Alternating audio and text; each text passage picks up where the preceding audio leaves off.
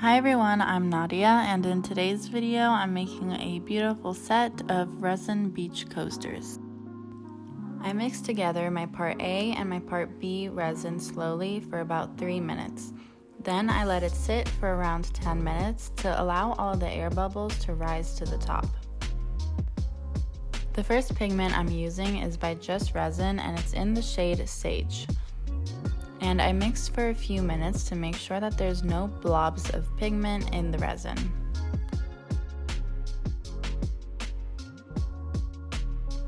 The second pigment I'm using is also from Geode Resin and it's in the shade Blue Diamond. It's a beautiful dark blue color to contrast from the lighter blue. And I also make sure to mix it well for a few minutes. Now that I have my pigments ready, I take a small cup to add some sand into it.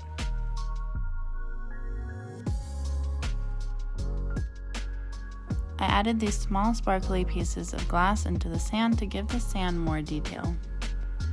Then I poured a little bit of resin into the small cup and mixed it together with the sand.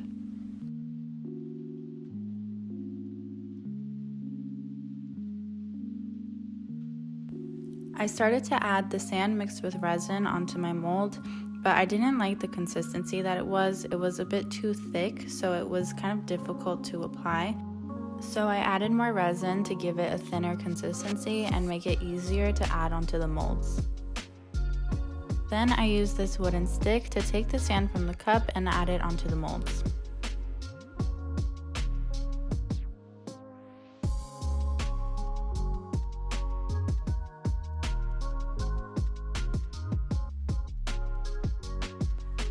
Then I start to add clear resin into my molds, and the reason I'm adding clear resin instead of blue pigmented resin is because I was aiming for there to be a clear space between the sand and the blue pigment and also around the edges. And I say aiming because unfortunately it didn't really work out that way, so I'll probably try this again another time, but I wanted to explain why I used the clear resin.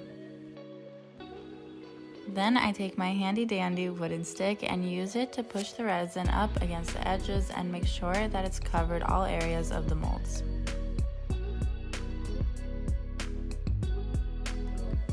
And I start to add my seashells onto the sand area. Once I place them onto the sand, with my wooden stick I push them down into the sand so they're not sticking out as much when I pour the resin. If the seashells do stick out a little bit, I don't think it's a big deal because they are on the very edge of the coaster, and when someone goes to put their cup on the coaster, they'll likely put it in the center and not on the edge.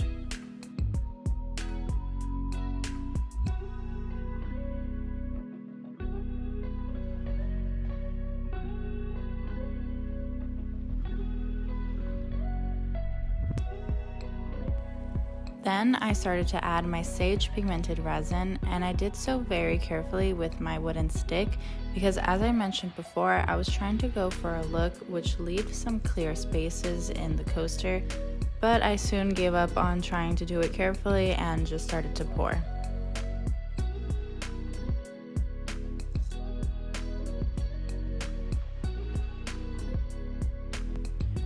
I started to add my blue diamond pigmented resin right above where I added my sage pigmented resin.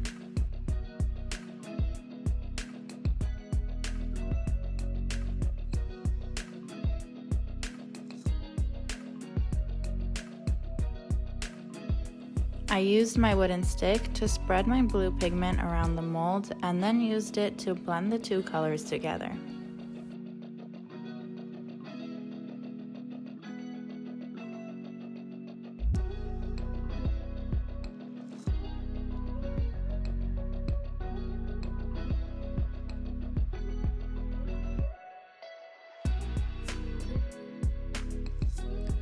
And I used my torch gun to pop any air bubbles and made sure to have it constantly moving. I added a little bit of clear resin to open up that space in between the sand and the blue pigment. With the leftover resin, I ended up making 2 more coasters.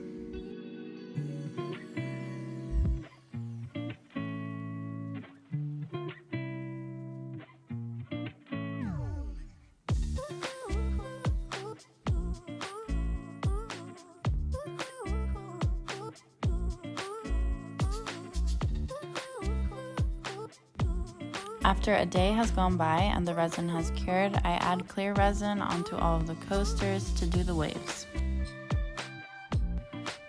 I added the clear resin only on the bottom half of the molds to see if it would help achieve good lacing in the waves. And the reason why I'm trying this is because if you have too much clear resin in your mold, when you're blowing out the white pigment with your heat gun to make your wave and you achieve lacing, the extra clear resin can actually cause it to move backwards and get rid of any lacing that you've achieved.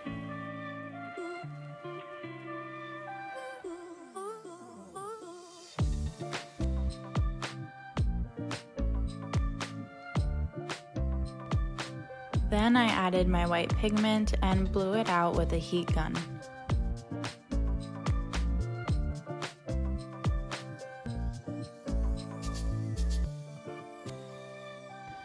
The heat gun should have caused for the resin to spread to the top of the mold, but in this case it didn't, so I added a little bit of clear resin to the top of the mold to fill that empty space. And I went ahead and added a little more to the rest of my molds. And I continued to add the white pigment and blow it out with the heat gun.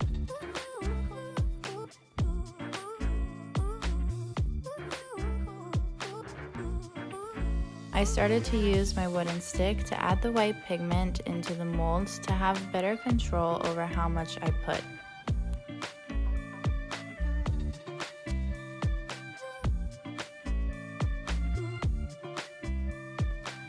I'm still learning what's the best technique for me to use to achieve lacing that I like. Currently, there is some lacing in the waves that I've blown out, but unfortunately they do disappear with time, and I think this is because I ended up adding too much clear resin, so it ends up moving the white pigment in towards the shore, which causes the lacing to disappear. Therefore, this wasn't the best technique for me to use to try and achieve lacing in these coasters, but I do have a video coming out soon where my mom and I try to achieve lacing in serving boards, and we end up getting some pretty cool lacing, so keep your eye out for that video.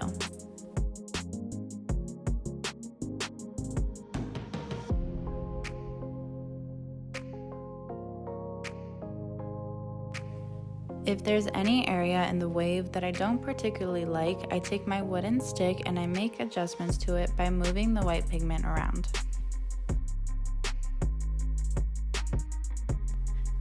If you find that you've added a little bit too much white pigment, you can add a little bit of clear pigment, which is what I'm doing here, and it causes the white pigment to disperse.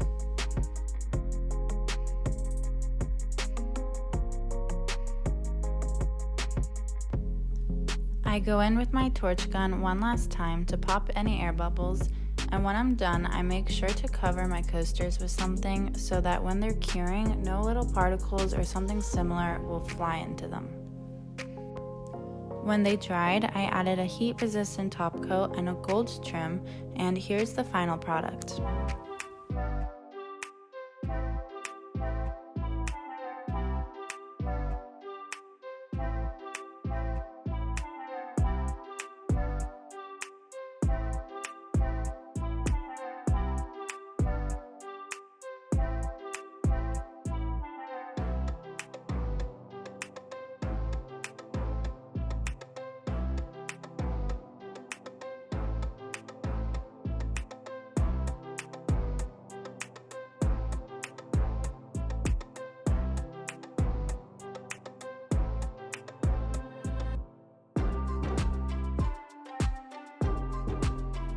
Thank you guys so much for watching. If you like this video, subscribe to see more videos like this in the future, and follow me on Instagram, Summer Girl Designs.